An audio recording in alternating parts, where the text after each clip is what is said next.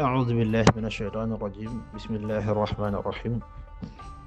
الحمد لله والصلاة والسلام على رسول الله وعلى آله وصحبه ومن والاه mbokk jullit ñi mbokk daara ji albaaxisuuna fi fiqhi madaahibi al-arbaa noo ngi leen di nuyu bu baax a baax nuyoo bu lislaam nuyoo bu gën a tedd mooy assalaamu aleykum wa rahmatullahi taala wa barakaatu noo ngi leen di ziyaara bu baax a baax tey baalu xaq ñëpp tey baal xaq ñëpp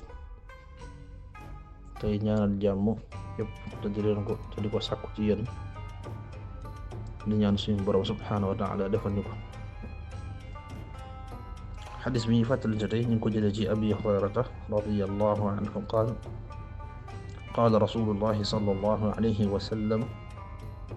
akthiru dikra haadimi llazzaat al-mawt rawaahu Tirmisi. dañu jëlee ci abi hurayrata yàlla na ko suñu borom doole gërëm mu wax ne yonent bi sallallahu alayhi wa sallam mi ngi bàyyiloo xel mbokk yi mi ngi bàyyiloo xel jullit ñi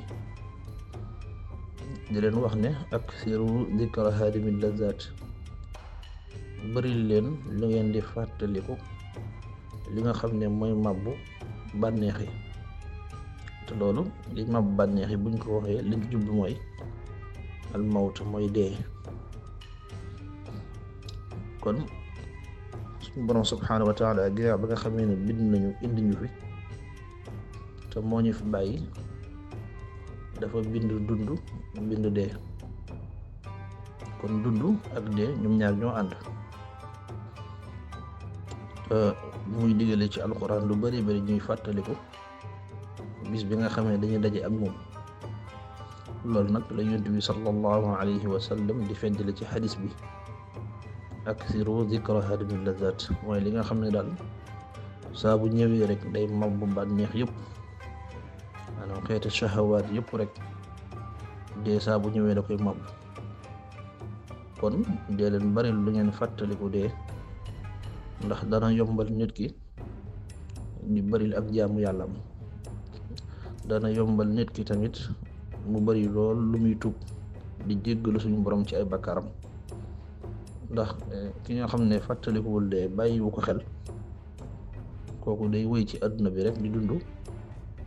te du xam maanaam fan la ko dee di fekk. kon fàttaliku gi am na ci solo lool ñu ngi koy bàyyi loo xel mbokk yëpp di ko fàttali suñu bopp di ñaan suñu borom subhaanahu wa taala defal ñu dégg ak topp barkeb alquran. wassalaamu aleykum wa rahmatullahi taala wa barakaatu.